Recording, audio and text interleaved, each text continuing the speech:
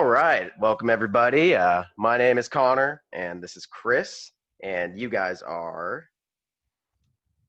I'm Josh. I'm Mike.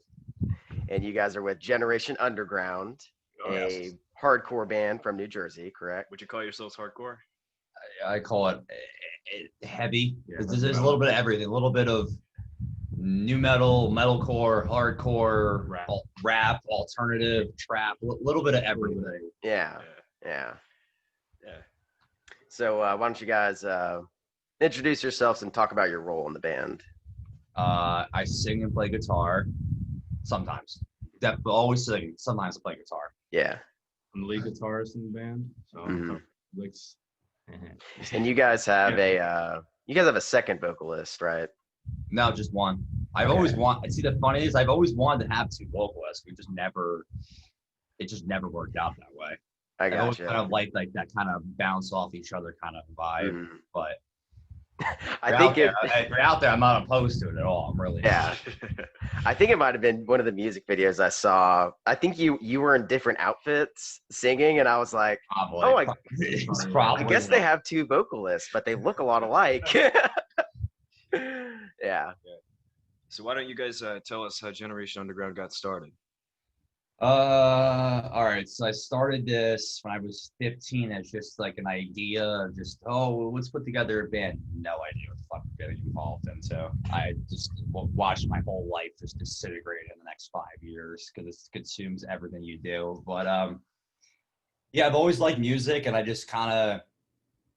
didn't really ever think I'd be doing this as like my living, but I had an opportunity to meet Clown from Slipknot when I was about 13, and he was like, do you want to sit side stage? He's like, it's going to change your life. And I'm like, yeah, why not?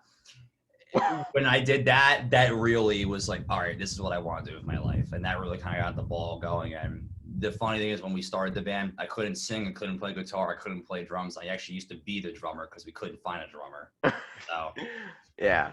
and then we couldn't find a vocalist. I just switched spots. So and then kind of just the revolving door of morons we've had since then. Yeah. So how many people you guys got in the band now? 3. And if you're watching this interview, we do need a bass player. And I don't care where the hell you live. If you're interested, shoot us an email at generationundergroundband@gmail.com. Anybody, all ages, doesn't matter who you are, what you look like, makes no difference to us. So Cool. Yeah. How did you meet Clown? You got to give us the backstory on that. have you ever watched the TV show That Metal Show before? Mm-mm. I'm kind of familiar with it. Okay, yeah, my uncle's was one of the co-hosts of that show. His name is Jim Florentine. He's a comedian. Mm-hmm. He knows, he's one of the guys in Slipknot, because the guys in Slipknot have liked his comedy for a whole bunch of years and stuff. So he had the ability he got hooked up for tickets and passes, and that's how I met Clown. I hung out with Clown a few times, and I couldn't tell you enough nice things about Clown, Corey, Jim. I actually had like a 45-minute conversation with Jim Root about music, and it was life-changing. Just so cool. He's like, so if you want to talk about music, I'm like, yeah. I'm like, why? He's like, all right. He's like, he's fucking we got fucking who was the guitar player in Kiss that left? That's got Ace Frehley. Yeah. He was like, we got fucking Ace Frehley that can't fucking learn his song. He's just like, fuck this guy. He's like, you want to talk about music, dude? I'm like, fuck yeah, I do. Yeah. Wow. That's right. So, you met Clown, me too. We met Clown. pretty much a lot of Slipknot. Yeah, fucking Jay Weinberg. Did we meet Jim? We met Nick. We did. We met Nick for about a minute or two. That dude's scary. He looks like. Oh wow. Yeah. You know, guy I haven't met. I haven't met V-Man. I never met Craig. I think I met Jay. Yeah, I met everybody except. It's like in the current form, except Craig and V-Man. You've met Tortilla. You haven't met Tortilla Man, have you? I have not met Tortilla Man. I want to meet Tortilla Man. Yeah. My friend met Tortilla Man at like a signing in New Jersey. Damn. Was that last year? Yeah.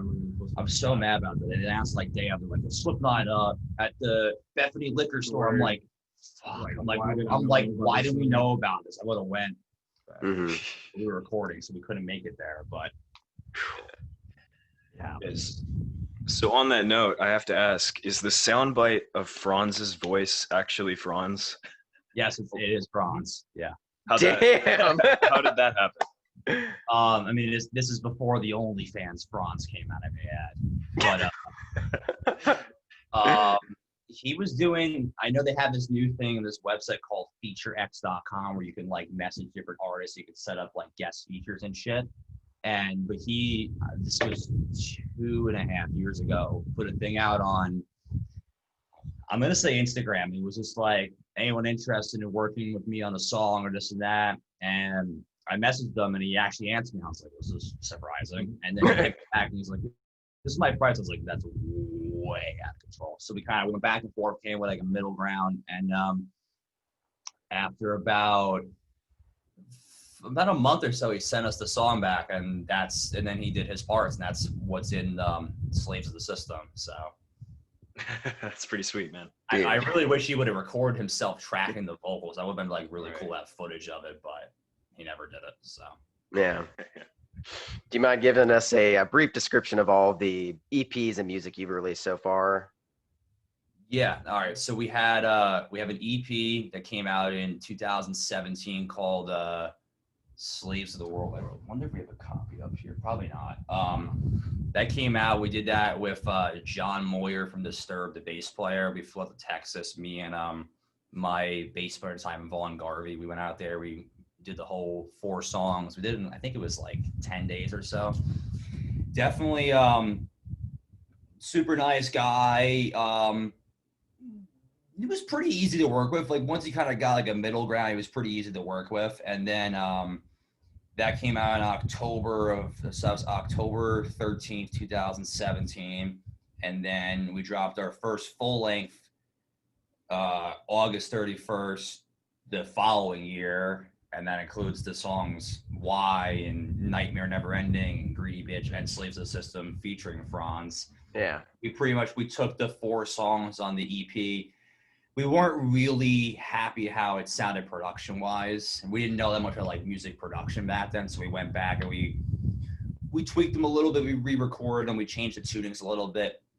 And then we reissued them with the full length. And we added 4 new songs. And then after that, we did our second record, which is Cold Blooded, which we split into 2 EPs, Cold Blooded Volume 1 and Volume 2. Volume 1 came out on 4/20/20 this year.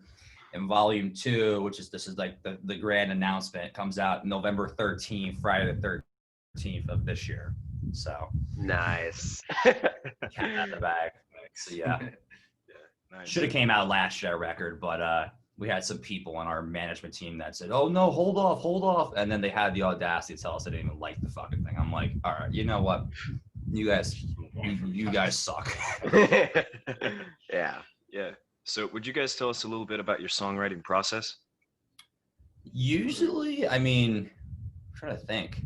Like usually it just kind of starts with like, the crazy thing is a lot of our songs like that we write, they're not even necessarily intentional, because it just kind of like just jam out on guitar. Like I'll write a riff or two, I'll like it, I'll demo it on my laptop, and then we work with Chris Penny, who used to be in Dillinger Escape Plan and Coheed and Cambria. So he'll come, he comes to my house, and then we'll sit there and we'll go over all the riffs, and then we'll map out all the music, like riff by riff, and then we'll track them all, and then he'll take it home to his studio, and then he'll track drums, he'll track bass, and then I'll bring in this motherfucker, and then we'll add leads over it, and then kind of I usually have lyrics somewhat done going into the songs, and then like we try to map out, because the benefit of me playing guitar and singing is I can do both, so I write with the vocals in mind. Mm-hmm. So it helps a lot to kind of like, all right, like this is going to be like the vocal line here and this riff's going to be here. So they kind of play off each other, and then we track the vocals and then kind of just tweak what's needed, and we just mix it and master it. That's usually it, and then just move on to the next song. Not really too much kind of second guessing, kind of just whatever we think sounds the best at that moment, just roll with it. So definitely not a lot of overthinking, kind of just like, hey, I like that riff. All right, cool, let's go track it, and just kind of build on it. So I think too many people are too, how do I want to say this? Like they're too afraid of it sounding like off to somebody else, like in the audience, they're like, oh, well, this, how are they gonna like this? And I'm like, just do what you like. It's not that hard. Like, just do what you think sounds good and stop overthinking it. So Yeah. we'd have a lot more music people thought like that. We really would. So Yeah, that's awesome. Now, this year was it disappointing to release your first part of your EP, or I don't know, was it the second part on 420, and then not be able to play it live? Yes and no. We got out of a very ugly divorce with our whole management team. It was a disaster. And to be honest with you, the record should have came out last year. The record was supposed to come out Black Friday last year. And then they kept postponing it. And then we had a big falling out. And then I just said enough. And we picked 42020 as like the first part of it. And we could have dropped the full thing, but the thing is that people seem to like to get more music kind of spaced out and not like in a big chunk. It just seems like people like nowadays. So we thought we'd split it in half and kind of do like half here and half there. So it does suck because we really were planning, like we really were hoping we could do a lot of, like we had shows lined up, but we were literally about like 10 days out from doing shows again. We were so ready to go. And then things started getting shut down. We're like, okay. And then they're like, everything is shut down. I'm like, this is going to suck. We were playing a show with Attila in Pennsylvania, and we had it to where the show was the day before the record was going to come out. So we were having an extra big push, and we didn't tell them about the record. It was a surprise release. We just dropped it out of nowhere. We didn't tell anybody. So we were just going to be able to like, move a lot of copies because, of us working with Franz at the Attila show. And then that got postponed to next year. And then this and that. And, we could have held on putting out the record, but like, I don't know when things are going to be normal again. I have no idea. So it kind of just easier to put it out and then just kind of just market it behind it. So we're going to do a lot of touring behind it, but we can't do anything until, things are normal again. So like we have an EP, we have like a release show planned in November in New Jersey, but we have no idea if it's going to happen. We have no idea. We'd like it to happen, but I don't know. And if it doesn't happen, then just going to keep getting postponed, and eventually it's going to happen. Yeah. So minus the pandemic, what has your live experience been like in New Jersey? What's your thoughts on the music scene here? I mean, it could be doing better. It's okay here. It's okay. It's like some shows are great, and some shows you sit here and you're shaking your head. You're like, what is with these people? Yeah, sometimes it's a hit or miss, but for the most part, it's a good thing, There's a lot of bands here. It's a little over congested. There's a little bit too many. There's too many bands in my opinion. And there's not enough venues. I think that's the biggest problem here. Yeah. So I know like downtown Nashville has like a whole bunch of like like right where the Predators play. I know they have like all those bars, just bar after bar after bar. Broadway. Yeah. There's nothing like that over here. No, it's just, and the problem is because of the pandemic, I'm watching some clubs may shut down forever. They may run out of money. Like I know there's one spot in New Jersey called the Saint. They went under, and some guy had to do a GoFundMe to save the venue. Yeah. So, it's not a bad scene. We do the best in Pennsylvania. Pennsylvania really, really loves us. Like when we go out to just shows in Pennsylvania and not even playing, like we have to like hide because they're like a fucking paparazzi. They're like, Generation Underground. Oh my God, it's Pete Davidson. Well, can I get a picture, Pete? I'm like, I'm not Pete Davidson. They're like, are you MGK? Are you MGK? I'm like, no. Like I would like to be MGK and be working with Travis Barker and dating Megan Fox. I would totally go with that. Oh my gosh. So and like New York's pretty good too. Like New York, New York that's very hit or miss. But when New York hits, it's really good. It really is. Connecticut, we're trying to get into. That's got a decent scene up there. Boston's pretty good. Baltimore's got a good scene. So we're slowly expanding our way out. Yeah. So this is an interesting question. In the age of the internet, as a local band, how important is it to stand out in your local scene? because nowadays you could be living in the middle of nowhere in Kansas and be discovered because of the internet. But I think it also, I don't know, do you guys think it helps to be prominent in the local scene as well?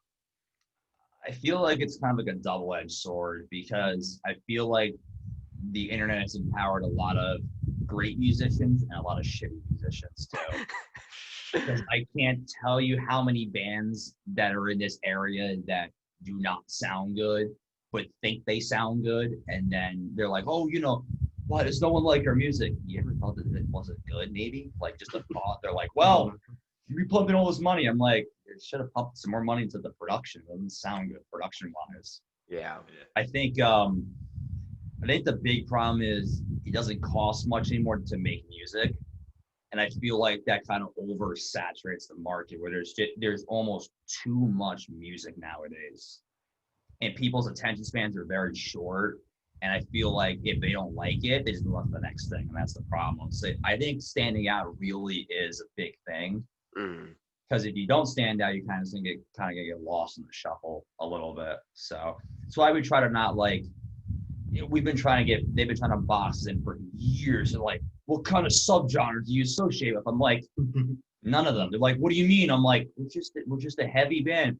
Oh, are you guys new deathcore? I'm like, no. I'm like, it's just heavy. They're like, oh, that's not a subgenre. I'm like, alrighty. Yeah, man. Or we're not fucking Gentcore 2.0. Whatever other subgenre we're gonna make up tomorrow. Yeah. So what steps have you taken to stand out in your scene? I think for us, the fact that we try to really make sure that none of our music sounds the same. Then we don't really it does matter what goes on in this scene of music here, but we also like to kind of just stay in our own bubble, right? Like what we think is like the correct way. We've had people in the past tell us like, oh, you guys got to sound this way because this is trending. I'm like, well, trending's not going to last forever. We should just sound the way we want to sound. Like that was I think what our former managers like, he's like, you guys fuck being a metal band. I'm like, well, here we go. He's like, dude, I got the perfect idea. Emo rap. I'm like Juice WRLD Wild? He's like, yeah, dude, like in honor of Juice WRLD. I'm like, oh my god. Yeah, just be something different. You guys gonna be rock stars. I'm like, that's a fucking subgenre of rap that's gonna eventually fade out. I'm like, we just wanna just make our own thing. I think our biggest thing is we're not afraid to take risks with shit. Like they're like, oh, you can't have 2 breakdowns in a song. Okay. Watch us. So we put 2 breakdowns in a song. You guys can't do this acoustic outro. All right, cool. We're gonna do that. You guys can't do a drum battle. All right, cool. We're gonna do that one too. It pretty much kind of comes down to like whatever you guys don't want us to do, we're gonna do it just to piss you off. Yeah. But like obviously in a positive way. Like, we're not trying to like spite people. It's more of like kind of just, oh, I no band's ever done like on our new record, we have a half Machine Gun Kelly song, a half hour song. And I'm like, because someone was like, oh, no one's ever done a half rap, half metal song. Okay. Well, we did. Yeah. That's dope. So all of that being said, what would you guys say your musical influences are to make this style of music? Oh God. I mean, a lot. Anything from the hardest band. Well, my favorite band personally is Slipknot. I'm a very big Slipknot fan. I have to agree with that. Yeah, and I'm also big into rap too, so like Roddy Ricch and shit like that. And I kind of just try to combine, everything, because music is really universal as long as you're copying the rhythms and melody. As long as you got the tone to match it, you can make anything pretty much. But yeah, my musical influences is mainly like Slipknot, rappers like Juice WRLD, we were just talking about X, and Linkin Park, of Mice and Men. Forgot about A lot of metal band. Yeah. Yeah, I think it's like a good mix of all. Like, I mean, like we're very big into like deathcore to like soup. Like we played with Chelsea Grin last year. We played with Slaughter Prevail. That band was. Whoa! So you've met Alex Terrible? No, we've never met Alex Terrible. Okay. We had the ability to watch them side stage, and that was whoever that drummer is. Oh my fucking god! I was listening to the Beast before. Then dude goes, Oh I'm my like, oh my gosh. God. I've heard he's very nice. That's what I've heard from a couple people that I know him. Yeah. But I think just mixing kind of like the newer age of rap and like deathcore and metalcore and new metal kind of mixing together. I think it just kind of it really cultivates like a really unique kind of blend that I don't think people are willing to do. Because like I mean, like whether people want to admit or not, the rap scene always seems to be a step ahead of every other genre of music. They always seem to know like how to market their music really well. And like perfect example is someone like 6ix9ine. People hate 6ix9ine, but that guy knows how to market himself real well. That's true. Because we're talking about it right now. So obviously it's working. So Yeah. I wish that the scene of music as a whole, like the rock and metal world, would not necessarily listen to the rap community, but more be open-minded and try new things. I feel like the closed-mindedness really shuts us off from like the mainstream media. Not saying we want to be a part of that, but at least have it to where we're not an afterthought at the Grammys and we actually can be considered for bigger things.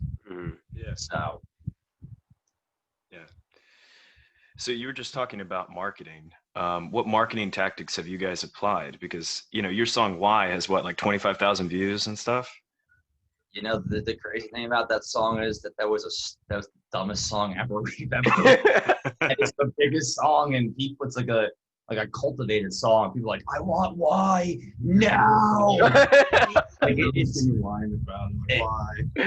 it's you know what the thing about that song is, we used to, our bass player who was on our first EP, he used to question everything we used to do. He was like, why are we doing this? Why are we doing the interview? Why am I looking at this? Why did I wake up? Why is the sun red? And you know, after a while it kind of got fucking annoying, and then I was like, why? And then we started writing the song out, and we made it really, really simple, but just so catchy. And then, you know, it's amazing how the dumbest song of our entire catalog is the biggest song. Like the real serious songs, people are like, well, I like it. I'm like, but why? I'm like, of fucking course. Yeah. We did 2 weeks last year on Summer Slaughter. We did 2 weekend runs, and Cattle Decapitation's tour manager pulled me aside. He's like, I need to buy your merchandise now. I'm like, why? He's like, because of Why. That's I was like, all right, cool. But yeah, I mean, like, I think the marketing, like, we just hired a new publicist. Shout out to Adam Rainey, great guy. He's the singer of Dropout Kings. This thing is called hold on, let me get this right so I give him the correct plug. Push Digital Marketing is what it's called. But we just hired him, and we spent a lot of time kind of just like, it's amazing how, like, I'll give you guys an example.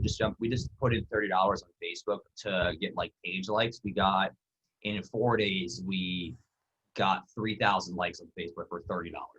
Like, it's really not that hard, but the problem is that it's so tough to get people to sit down and teach you how, like, to do these little skills. Like, they're not that difficult. You just need that they're kind of like mentor you. So, because like we know a lot, but there's always like another tier above us of what to learn and shit. So Yeah.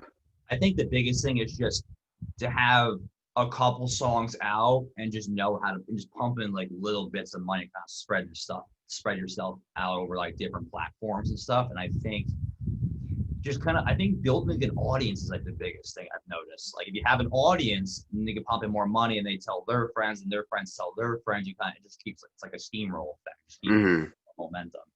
Yeah. It's a tough thing marketing though. Like you got to get the right people that want to believe in your shit.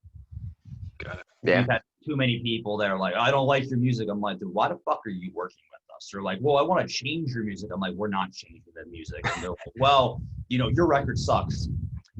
Okay, so you think our record sucks, but our record moved 46,000 streams on Spotify in 6 weeks with no marketing. Don't tell me it sucks, but the people obviously like it. Yeah. So we're releasing that during the pandemic actually benefited us really well. We even charted on Amazon, which was crazy. Like I never thought that would ever happen. Yeah. So, like, you're number 19 on the overall charts. I'm like, what do you mean overall? It's like all music. He's like, Taylor Swift's on this list. I'm like, wow.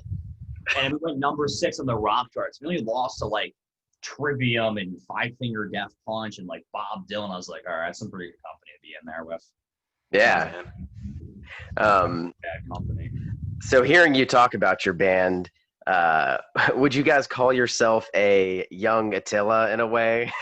I mean, it to me it sounds like, I mean, you guys are doing what you want, you're having fun. If you run against any hate, you shrug it off, you know? We've had, like I tell everyone the same thing. Once you get death threats, which I've gotten actual death threats before on YouTube, nothing phases you. People are like, "Go hang yourself." I'm like, step outside, dude, for a few hours. Like get some fresh air. Like it's gonna be okay. Fuck you, bro. I hope you die. I'm like, what did I do to you? Just because you don't like my song doesn't mean you need to go be negative on the internet about it. I mean, certain things with Attila, I think we kind of like take from like kind of like the business side of it. We definitely do not party as hard as Attila. That's those guys are animals. So yeah, we have our moments, but we kind of like we really follow like the business kind of side of like what Attila does or like what the rappers do. But like I think a lot of bands are scared to do what they want to do, like deep down. They're like, oh well, I'm afraid of being judged. Who gives a shit? It's your music. Like if you don't like your music or your brand, then why are you doing it? Like it's just not for money. Trust me, if it was for money, you'd be doing some other profession. It's not. So I just wish more people were, kind of more willing to like kind of like double down on themselves. Like, all right, you know what? Like I believe in this album. I'm gonna fucking put everything behind it because we believe in our record. Like we really do. And like it shouldn't come off as arrogant or cocky. We just believe in ourselves. And if people don't want to believe in it, that's cool. That's their opinion, and their opinion matters to themselves. That's fine. But we got to do what we like to do at the end of the day, but we also have to keep in mind of our audience and what the audience seems to always like heavier and darker material. So you know what? If you guys want that, that's what you'll get more of. Yeah. So. Yeah. So do you guys have any concrete goals for where you want to take the band? I know that's a vague question, but it's a scary question for us. Yeah, we always got some goals, but I mean, yeah, I eventually want to see myself, playing arenas and shit. Yeah, that would be really cool. Or like Download Festival or Rock and Ring. Mm-hmm. Even just like we have a show booked in California in December at the Whiskey A Go Go. Fingers crossed, knock on wood, that it happens, because I really, really hope it happens. Because it's, the fact that anyone has even cared about our career is amazing, number one. But number two, the fact that we're able to play LA, it's fucking amazing. Like, it really is. But I think arenas would be really cool. And like, I've always had this vision of having like just this monster fucking circle pit around a soundboard in an arena, just because like why not? Like you know what? Like, oh, you're a sellout if you do arenas. Well, Slipknot didn't sell out, and they're doing arenas. They're selling out arenas. They didn't sell out their music, so it would be really cool to do like an arena level thing. I'm grateful for anybody who shows up and spends any bit of time watching or buying something from us, but I think arenas would be really cool, or doing like those big rock festivals here in the States would be really cool. And because I've had the ability to watch a lot of those on the side of the stage, and I mean, it's fucking amazing. Look out there, you see just this wave of people. It's just like 40,000 people out there. It's crazy. It's crazy to watch. Like it really is. It really does suck with the pandemic and shit. And I hope things like go back to the way they were. But I've always wanted to go to something like Rock and Ring. If you watch like those Rock and Ring videos, it just goes back for just miles. Yeah. And especially people get like the songs that involve like crowd participation. You can watch like Korn's Rock and Ring video, and the people just go like this. They're just waves of people. It's crazy. Yeah. I think we almost we feed into people sometimes get like scared, like, I don't know, I'm playing more in front of, playing in front of a lot of people is kind of intimidating. I'm like, give us more. We'll take the more people, the crazier we go. Yeah. So, yeah, I get hype off the crowd for sure. I think I'm almost more intimidated with the smaller crowds because it's like it's right there. They're like, hey yo, fuck you, bro. Hey, thank you. Yeah. Well, if we ever see you live, I'll get a wall of death started during Y. Yeah, I knew when the first time we ever premiered that song, we played it with this band called Palisades from New Jersey, and I called for a mosh pit, and they started moshing. They knocked over one of the merch tables, and I was like, all right, you know what? There's something in this song people like. Yeah. That's awesome. Yeah, no, we try to, when we do Slaves live, we usually try to do the wall of death. We just split the crowd in the middle and try to get a wall of death going. Yeah. I did that once in New Jersey. I like split the floor, and they just ran into each other. But I've always wanted a circle pit. Have we really had a circle pit? We had a small one at Brighton Bar. Oh yeah. Mm. We headlined Brighton Bar. We had a circle pit going around. Yeah, and shit. people crowd surfing in the middle of the circle pit. Oh, that's awesome. And they crowd surfing to the front of the stage, and they're like, "Where are we gonna put him?" I'm like, "I don't know where you put Brendan." I'm like, "He's just the singer with Breath Before Death. You gotta push him back in the crowd." Yeah. So, what would you guys say has been your biggest triumph as a band? Is there any moment that really stands out as like, hell yeah? Rhode Island show was a fun one. Rhode Island, yeah. Yeah. I'd probably have to go a couple moments, to be honest with you. I can't really pick like one particular one. I'd say probably my most proudest was probably when we got our first record deal, because it was a big fuck you to everyone that said they couldn't get a record deal. We're not with that label anymore, but just the fact that we were like, wow, we're with a label, that's like a really cool thing. I think that was a big thing. I think our first full length was a big thing for us to come out. We went through a lot of shit to get that out. I also think the first time we played out of state, we played in New York. Oh, yeah. They put us on a rap show. Yeah, they put us. They just said, they're like, we just walked around. And I start hearing beats. I'm like, we threw right. They're like, Generation Underground. We're like, yeah. They're like, welcome to the show. I'm like, there's a rap show. They're like, yeah. Like, what are you guys? I'm like, we're a band. They're like, okay, and they fucking loved it. I couldn't believe it. Dang. So that's awesome. I also think when we do play out in LA, I think that'll be like our most proudest accomplishment, just to be able to be like, wow, we played Los Angeles, played across the country. Yeah. I think we've done a couple of weekender runs, and those have been a lot of fun. I think putting together our own tours, and like I've had people like, they're like, oh, it's not a tour if you tour your own tri-state area. That's your fucking problem. That's not our problem. They're like, you gotta start somewhere. They're like, dude, you play the same states. I'm like, okay. I'm like, I don't see you playing these venues. They're like, well, fuck you then. I'm like, why is it gotta be like just be nice. Like, it's not that hard. I'm trying to think of anything else that's been like really dropping the records. The records, and then I think working with Chris Penny has been a real big thing. Yeah, for sure. That guy is an animal on the drums. So Mm-hmm. then it definitely It's definitely an experience. definitely guides in the right direction. The guy has got one hell of a Rob Zombie impersonation. It's so fucking You got to be Yeah, in person. it's slam in the back of my Dracula. It's so accurate. It's so funny. He even got yelled at backstage from his wife Sherry Moon a couple years ago because he got caught saying, he's just like, yeah, do it, baby, do it. I gotta find it. Where is it? Oh, We gotta show you this. where the hell is it? Oh yeah, here it is. Where do you think I am? Come on, man. Fucking take a shit right on my cock, man. Right here. Yeah! You wanna fucking, yeah! This is why our albums are so delayed coming out, just so you know, guys. Fucking dig through the ditches and burn all the bitches and slam my fucking ass and Dracula! Wow. Oh, he's not done yet. Fucking do it, baby! Do it, baby! This is why our album took so long to come out. This is why the record was delayed a while. Yeah. Doing this kind of shit when we record. Wow. Nice.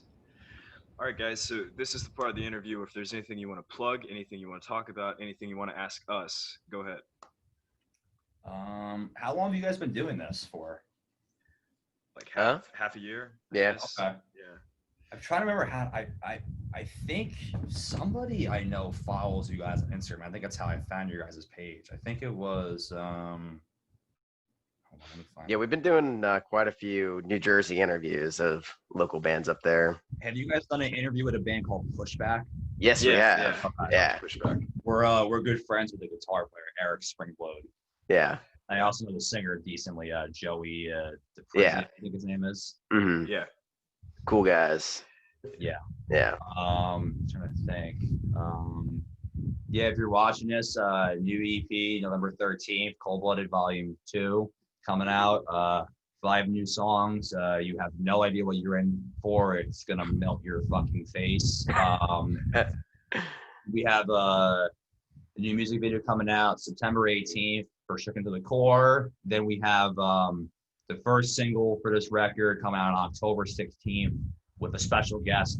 We're currently trying to get like a guest from someone in the industry to be on the song.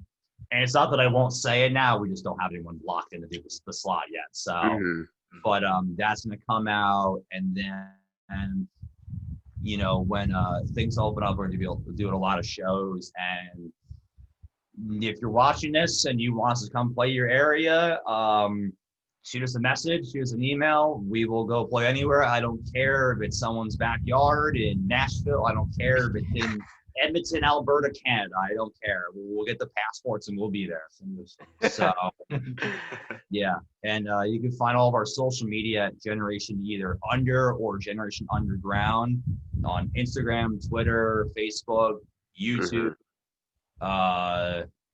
There'll be links to everything in the description of this. Spotify, everything. So yeah, no, and definitely follow along with our YouTube channel. We have more than enough content of us chasing each other with baseball bats in the parking lot, With a whole bunch of vlogs up there, you guys will definitely just enjoy. the dumbest shit ever, screaming, throwing Xbox controllers at Tiger Woods, and just On the floor, everything. remember that one time we had that when Attila was playing. We played with Attila. We crowd surfed that pizza box. Yeah. We were playing pizza. We floated a Pizza Hut box out there and it just started crowd surfing. That was Oh, that's awesome.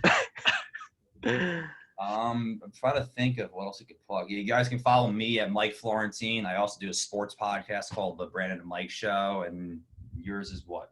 my Instagram is Josh Shreds. You can check me out. I do a whole bunch of guitar stuff and whatever.